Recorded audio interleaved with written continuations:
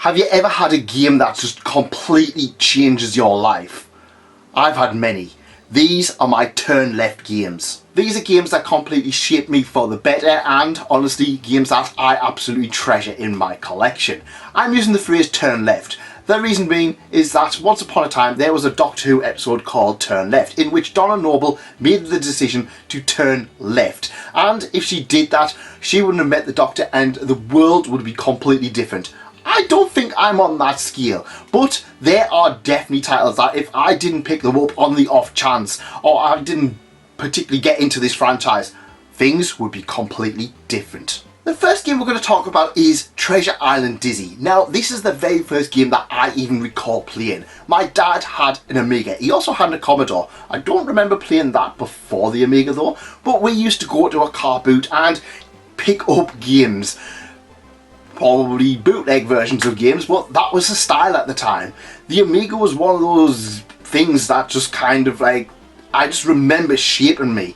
There were so many titles on it. I remember a Mr. Blobby game, I remember a Thomas the Tank Engine game, I remember a Postman Pat game, but nothing stood out as much as Treasure Island Dizzy did.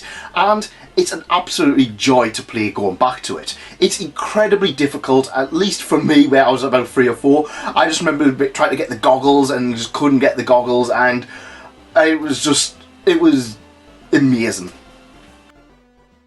I moved on from the Amiga, and soon, once I was old enough, it was time for me to get my own console. Now, I didn't get a home console until about a year later, but the first thing I remember getting was a Game Boy, and that Game Boy came with Kirby.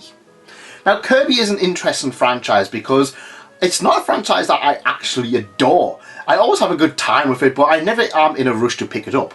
Even in my Switch collection, I'm missing stuff like Kirby Star Allies or Kirby Return to Dreamland, and over the years I've picked up more or less every other Kirby game. But Kirby's Dream Land was one of those games that just stuck out for me. It was so different to what I was playing on an Amiga. Amiga games, platform games, were certainly kind of their own little breed, but Kirby introduced me to Nintendo platformers. And of course, with Nintendo platformers came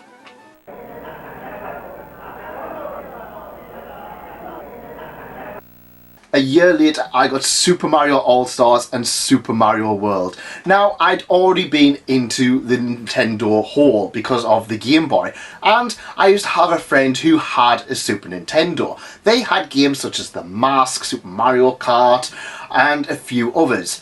But the one game that always stuck out to me, and was the game that I got with my Super Nintendo, was Super Mario All-Stars Super Mario World. Now, there was another game called Mickey Mania that also got with the console, along with a Japanese game called Twinbee. Now, the interesting thing is that Mickey Mania was one that I got off my Nana and Granddad, and I remember my mum bought it and then I think they gave them the money or something like that. When my Nana and Granddad gave me Mickey Mania, and they were like, oh, happy birthday, you can have this early. I didn't have the console at that point. So that was when like my mum was like, oh, well, you might as well have the console, but you can't have this game. And so obviously I played Mickey Mania, but my mind was always on Super Mario All-Stars, Super Mario World, and honestly, these games just completely changed me. I think there's one of those things where you just kind of, there's nothing more different than a Super Mario game. And it's one of those things I kind of feel like a lot of people in the comments when you mention what games have changed you, it's going to be stuff like Super Mario or it's going to be Sonic, because I think back in the day, 1993 or 1994, you are a Team Mario or you a Team Sonic, and that for me is what kind of continued on for it. Now, I didn't get into Sonic until a lot later, so I didn't have the nostalgia for it, and I'm sure a lot of people who didn't get into Mario until a lot later don't have the same nostalgia for it. But for me, these games, I have so many treasured memories of summer nights on school holidays playing Super Mario All-Stars, Super Mario World. I clocked every single one of them except for Lost Levels, which I did go back and play. But this is a franchise, this is a set of games that I absolutely adore. Which, interestingly enough, is surprising because I never really got into a lot of the other 2D Marios. So yeah, it's quite surprising that these things are just exceptional to me. Now, a lot of the games I had for the Super Nintendo were platforms. The same with the Game Boy. I had stuff like Kirby's Dream Land, Super Mario, Mickey Mania, and I was kind of just in that kind of circle. Any game that I used to rent from Blockbusters usually ended up being a platformer. However, I took a chance on a certain game, a game that I had spare birthday money from, and it was only £10 at the time. And that game introduced me to my favourite franchise of all time, and this game remains my joint favourite game of all time. And that title is The Legend of Zelda: Link's Awakening. Now, as I mentioned, I was into games that were fairly basic. Go run from left to right, explore a little bit, but there wasn't anything big about them. They were fun games, but you were kind of limited to what you had. Link's Awakening was an adventure, and it was an adventure that I could hold in my hands. I remember going on holiday and taking Link's Awakening with me and getting stuck just over and over again. But it was a game that over time made me learn. It was a game that I stopped being able to rely on, you know, the cheats code and stuff like that. It was a game that I fell in love with once I got into it. And I remember for months being stuck on Bottle Grotto, not being able to find the power bracelet. And then just one day it just clicked for me and I found it. And that is a huge memory for me because I remember just blasting through the rest of the game. I remember being absolutely addicted to it. I have played this game so many times. I've replayed and replayed and replayed it, and I love it every single time. I replayed the more recent version on the Nintendo Switch, and I love it. It's one of those ones that just sticks with me, and it's one of those ones where I feel like the story was a little bit more complex than what I was used to. Like stuff like Mario Save the Princess, but Link's Awakening has stuff, twists and turns that just blew my mind as a kid. You've got to remember a lot of these things were when I was maybe like 6 or 7, and I wasn't good at games. I was good enough at games, but this one just blew my mind. Having a Super Nintendo in the mid-90s meant that I was picking up stuff like Nintendo Official Magazine, and it got me into stuff like Donkey Kong Country and Super Mario RPG, which never ever released over here. But there was something on the horizon. There was something that was gonna change games forever. And honestly, this is probably one of the most influential games of all time. And I can still remember just being absolutely amazed by this one. Super Mario 64. Now, just about every single YouTuber will wax lyric about this franchise, about this. Now, just about every single YouTuber will wax lyric about this game, and honestly, it is still one that holds up. It's one that I can play so many times and never get tired of. The fact that you could run around in a 3D environment and the gameplay was fluid.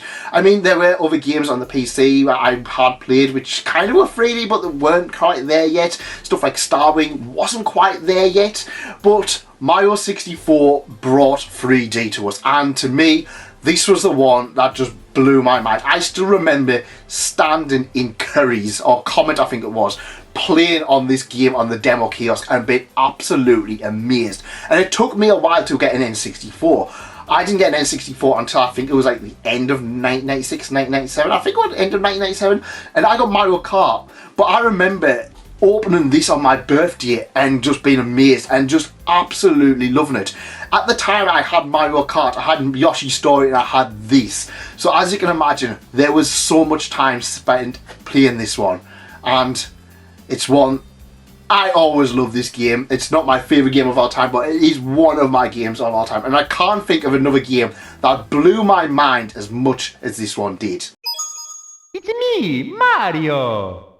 Now the next game is my joint favourite game of all time, and you're probably going to have an idea of what it is if we continue to follow this timeline. We had Super Mario All-Stars, we had Link's Awakening, we had Mario 64. Of course, the next big game was Ocarina of Time. I remember being absolutely hyped for this one, and this game just completely, it was amazing. Honestly, it was just absolutely amazing. And people these days don't really realise how big this game was. This was a huge 3D adventure. This is about a 30 or so hour game. I mean, yeah, you could knock it down to about 15 to 20 if you're really good at it. But this was a game that you could just sink so much time in. And I just remember New Year's Day, I remember sitting there having food with my family and going up, and then I'd finally beat the Deku Tree, and then I stepping into Hyrule Field. Oh my god, I don't think I've ever really been blown away by a game as much as I have. Of course, Mario 64, the worlds were big for the time, but I mean, they were still quite small. But Hyrule Field was so big, it was so vast, even though in comparison it is fairly small. And I just remember just being like, this is amazing. I can't imagine a game getting this good. And of course it had its ups and downs. The water temple frustrated me. Jabu Jabu's belly, I got stuck on Jabu Jabu's belly for somehow. And it was just a game that kind of just like, it just amazed me. And oh my god, it still amazes me to this day. This is such a fun game to replay, and it's the one that solidified the N64 as one of my favourite consoles of all time. The next one is one that is going to be on so many people's list, and again, it is a choice situation. So, I was never into JRPGs when I was a kid. We didn't really have them in the UK. Stuff like Final Fantasy IV, Final Fantasy VI, and Super Mario RPG never hit us. But once upon a time, I sat down and watched Sky One, and there was a TV show on, and that TV show on changed everything. Now, I'd played Japanese games such as Twinbee, I'd played games such as Mystical Ninja, but I never discovered anime until now. And that anime is the biggest franchise of all time. Pokemon. And of course I had to make a decision, Pokemon Red or Pokemon Blue. And this franchise, this game, these things, I'm still into Pokemon now. I still play Pokemon Go. I go out and play the Pokemon TCG. I bought most of these Pokemon games. But Pokemon Red was where it started. I never really knew what anime was. This opened the door to Yu-Gi-Oh! It opened the door to Digimon. It opened the door to Dragon Ball Z, which led me into stuff like One Piece. It led me into anime. It led me into so many different things. All because of one anime that was based on a game, and this game was fantastic. I sank so many hours into it. I got every single one. I got all of the 150.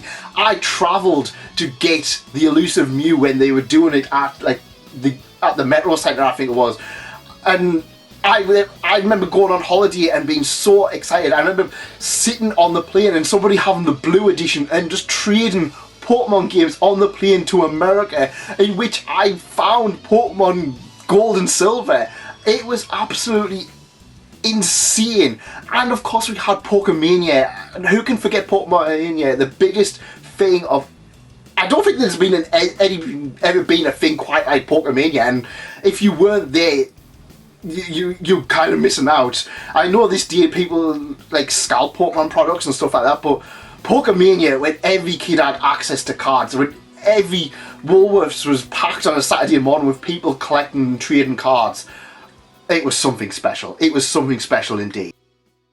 Speaking of JRPGs, I know if it wasn't for Pokemon, I never would have picked this one up. But towards the end of the 90s, I got a PlayStation 1, and I had a lot of copied discs. I had stuff like, I remember, we had Tarzan, we had Who Wants to Be a Millionaire, we had SmackDown, because obviously we were getting into wrestling at the time because of the Attitude Era. I had stuff like Crash Bandicoot, I had a Digimon game. I had a few games, but there was none that kind of like really stood out to me. I had Star Ocean, which I liked, but I never really played much of. But there was one that I found a few years later which absolutely launched me into collecting games. And this is the big one that my game collection has been centered around. Suikoden 2. Now, this is my favourite PlayStation game of all time, and it's one of my favourite games in general of all time. Probably second, maybe third. It's been a while, I need to replay it, but this game absolutely blew my mind. The visuals, at a time when we had a lot of chunky 3D stuff, while stuff like Mario 64 and Ocarina of Time blew my mind away, once we kind of moved back and we were getting not so great games, it's like, yeah, going back to the 2D era just was like, pfft. But Suikoden 2 Oh, honestly, I remember buying it. I think it was very cheap. And I remember the guy was like, hey, you know, that's like £100. I'm just like, I've never heard of it. It just looked, it's something appealed to me. And I think it was that thing in my mind. I was just like, oh, I'm getting a bargain for this. Oh, this is going to be in my collection. And I just still smell it. I think it came from like a smoke family, but like a smoker or something like that. And I still remember the smell. It, like the carton, the disc. I can't smell it anymore. I can kind of smell it, but it's like there's such a nostalgic smell. It's not smoke, but it's not quite like fresh, but I don't know what it is. There's something about it. And I remember me and my brother just playing this and just struggling to find everything.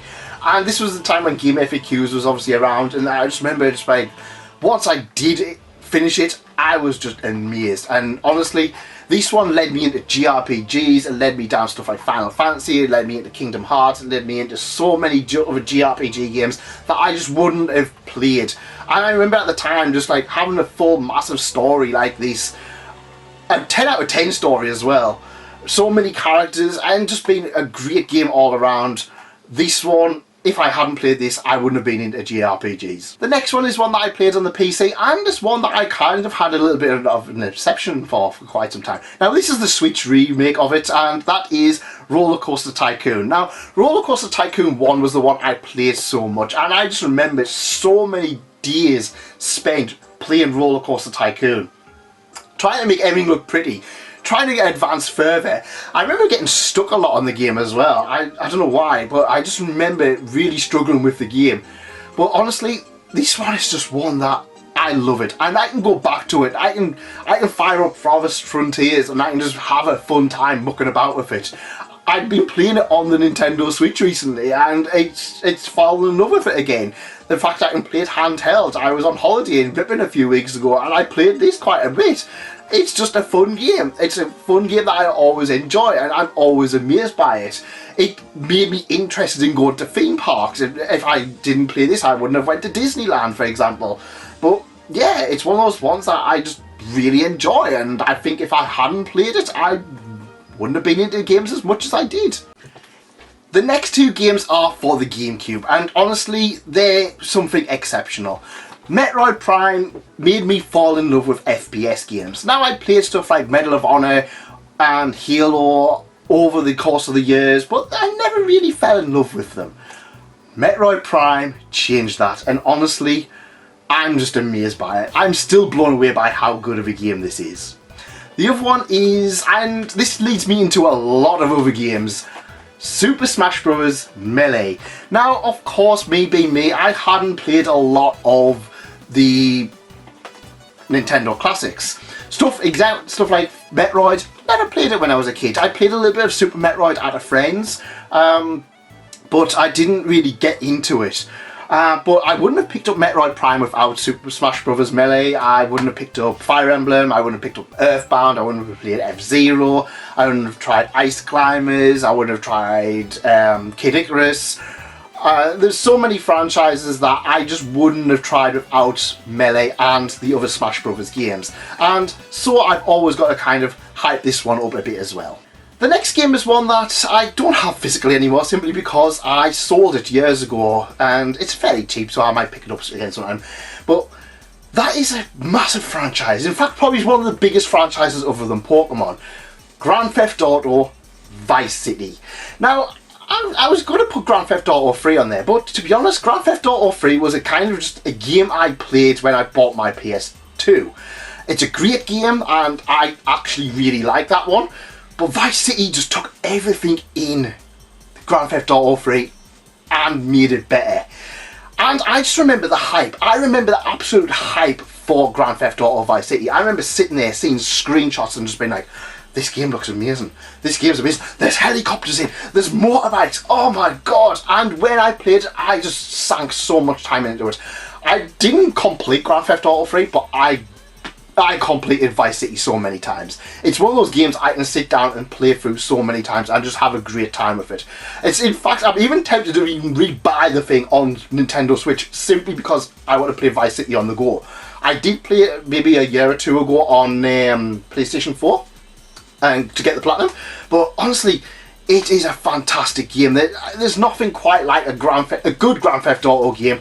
I'm going to be honest, this for me is the pinnacle of that franchise. I enjoyed Grand Theft Auto 1, not so much 2, enjoyed 3, loved Vice City. San Andreas was good, but I did feel it was a bit of a step down for me. Just for me, I just wasn't as engrossed in it. After that, 4 just didn't hit at all for me, and 5, again, I played a bit of it, but I just wasn't fussed about it. Even Grand Theft Auto 6, I don't really have any hype for it, which is a bit sad, to be honest. But yeah, this is the one that I love it, and I remember so many good memories of me and my friends, because it was one of those games that came out and everybody loved, and for months on end, that's all anybody talked about. I love it. The next one is a franchise that I picked up on the back of Melee, but it's one that if I hadn't ever played this one, I would not know the people I do now. And that title is Fire Emblem.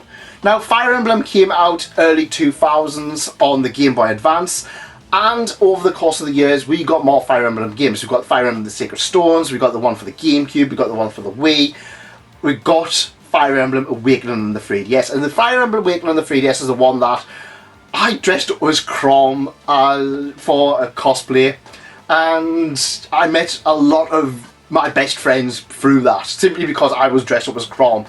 A lot of people know me as, and my friend group, as the Chrom Boy, and yeah, it's one of those ones. I just love the franchise. I've played every single one that they've released over in English, and it's just one that I just really enjoy. And even at the time, it's one of those ones where you just kind of think, at the time, it wasn't anything special. I mean, it was a great game, but I didn't think anything special of it. But the franchise itself ended up being such an important thing for me that it was a game changer. The next one is another one very much in the same vein, where if I hadn't played it, I wouldn't know a lot of the people I do. That is Ace Attorney. Now, this is the Switch remake of the Ace Attorney games, and yeah, so what happened is I fell in love with these ones. I don't know, when the DS was coming out, we had a lot of very specific games. We had Trauma Center Under the Knife, where it was like a hospital surgery game, and then we had Phoenix Wright, which was a lawyer game. I was like, that sounds stupid, let's buy it. And I fell in love with it, and it was the first visual novel game that I really played. And I never would have picked up another visual novel if it wasn't for how good this one was. But again, this is another one where down the line, when I very first got into cosplay, I had a decision of what I needed to play, and I picked Phoenix Wright. I don't know what it was. There was something about, I was in like a charity shop or a thrift shop, and I saw a blue suit, and I was just like, that's a Phoenix Wright costume. That's a Phoenix, and then I was just like, I'm going to cosplay as Phoenix Wright. And my very first big cosplay was Phoenix Wright. And a lot of people for a long time used to call me Phoenix, because obviously we didn't know, everybody didn't know each other well. But yeah, I mean, I remember like wearing this big boiling suit, and like not even having like the proper hair. I just slicked my hair back, and I would attend events. I would go to like Street Pass Newcastle and dress as Phoenix Wright, or I would go to like a convention dressed as Phoenix Wright, just slick back hair, and everybody loved it. And this is what I wouldn't know many cosplayer people. I wouldn't know most of my friends list, because obviously I know a lot of people through cosplay events and stuff like that. I wouldn't go to SunnyCon, I wouldn't have been to anything like that if it wasn't for this game, and I thank it every day for it. After the GameCube came the Wii and the DS, and while I had a good time with them consoles, there wasn't a huge amount of games that really kind of was life-changing. The Wii itself was good, but it didn't have so many games. I think I was buying like maybe 2 or 3 games a year at this point. So I made a decision to buy either a PlayStation or an Xbox. Now, both consoles had been out for quite some time, and they were hitting their price drops. But I was trying to decide on what I was gonna get, and I think the thing that tipped me over was the fact that PlayStation 3 played Blu-ray discs. Blu-ray was kind of becoming bigger and bigger at the time, so yeah, it made logical choice. That PlayStation came with a game that, I'm going to get a lot of flack for this one, I didn't like. This was supposed to be the next era of games, and this is a game that basically had you into a theatrical platforming segment, which then moved into running down a corridor, and then into a little square room where you'd hide behind barrels and shoot things. I sold it. I didn't like it. I was really disappointed in that game. But I bought another game, and that game is easily one of my favourite games of all time. So, we're going to talk about that game. Valkyria Chronicles. Valkyria Chronicles is an interesting one because it is, again, it's another anime-based game, and this is coming at a time where JRPGs was getting quieter and quieter. We weren't seeing quite as many. Well, Valkyria Chronicles changed that. It was a launch title for me for the PlayStation 3, and it's just one that I just fell in love with. The combat is great, it's a really engrossing story, the art style is absolutely fantastic. This game blew my mind, coming from the whole of the Wii and GameCube. Obviously the Wii was just a better GameCube, into a HD game like Valkyria Chronicles. It was amazing, and I still play this one. I've got this on the PlayStation 4, I've got it on the PC, I've got it on the Switch. It's one of those ones, if they re-release Valkyria Chronicles, I'll probably buy it at some point. Now, over the course of the years of PlayStation 3, I played a lot of games, and I mean a lot of games. At one point I was pretty much unemployed, waiting to start a new job, and all I did all day was play games. I played so many games that, honestly, I started to get a little bit fatigued with gaming as a whole. And it didn't help that things were going through changes. Making a HD game was absolutely expensive, so a lot of franchises such as Suikoden, Breath of Fire, they all died off. And JRPGs were struggling. I remember getting a Rune Factory game, I remember Resonance of Fate, and I remember Final Fantasy 13. So honestly, JRPGs were struggling, and honestly, I was getting more and more disillusioned with games. A lot of games were starting to move towards this kind of muddy brown colour scheme. FPS games were just ruling the roost, and a lot of games just weren't coming out. Fortunately, 2020 moved around, and there were a few games that just picked me up. The first one being Nier. Now, Nier at the time was a game that nobody really heard of. I remember watching Yahtzee, and he really slated it. In fact, all of the other things were just kind of being really slated. But I remember watching my brother playing it, and I remember going to Sainsbury's one day and saw Nier for £5, and I thought, you know what, I'll try it. And that game blew me away. That game was one of the games that solidified me falling in love with games again. But again, JRPGs were kind of like the awkward thing. Final Fantasy 13 did such damage to the reputation of JRPGs, and the fact that we had the rise of stuff like Fallout, Mass Effect, Dragon Age, which obviously games were focusing on. But there came a game late in 2010, and that game remains one of my favourite of all time. And it's one that, again, every time they re-release it, I buy it. That game is Xenoblade Chronicles. Now, in my opinion, Xenoblade instantly became the pinnacle of JRPGs. And literally, as soon as that release, this was the pinnacle. And a lot of that comes down to how bad things were at the time. DS was fine, we had a few like Dragon Quest games and stuff like that. DS was getting a few games here and there, 3DS was on the horizon. Xenoblade was the game for me that saved me. That saved me in general. I remember being really depressed. I think I was unemployed. I think I was due to start a job and then it got bumped back or whatever. But remember being really, really down. But this game was the light. This game was the light at the tunnel that I really needed at the time. And it's one that I have played. Obviously, this is the Switch edition. I think this came out about 5 years ago during COVID, when everybody was kind of like locked in. I remember I was still working because I was a key worker, and it was very difficult if you were a key worker. I still having to go and work while just about every single other person was like on an extended holiday for a year and a half. But Xenoblade came out, and that just gave me the motivation to get up in the morning, go to work, come back and play Xenoblade. Honestly, this is one that is so special to me. I did cosplays for it, I buy every single one. It's been a franchise that's constantly been great, and it's just one of those ones that has been fantastic.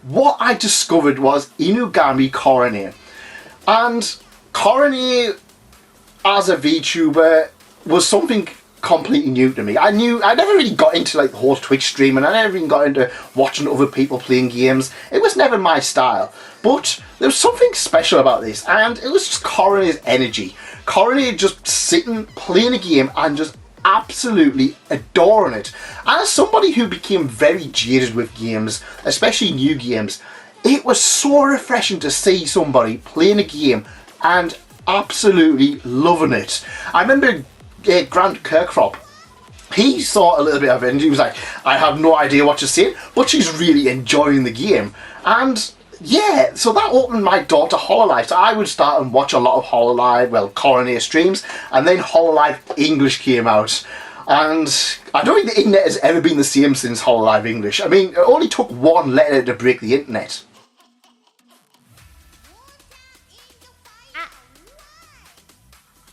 So yeah, that Banjo-Kazooie, a game that I liked at the time, but it wasn't life-changing for me, got me into Hololive. I'm still into Hololive today.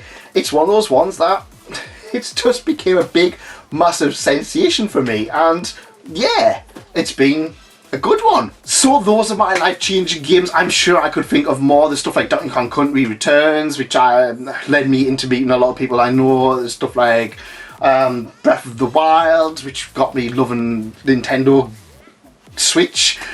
There's a lot of games like that, and there's a lot of other ones. I'm not saying there's been nothing in between, but I feel like those particular games are the special ones, at least to me. But I want to know from you guys, what games have been so special to you that you feel like they've changed your life? And if you did like this, leave a like and consider subscribing. It really helps out the channel, and I want to do more videos like this because I know you guys enjoy them. See you on the next page. Goodbye.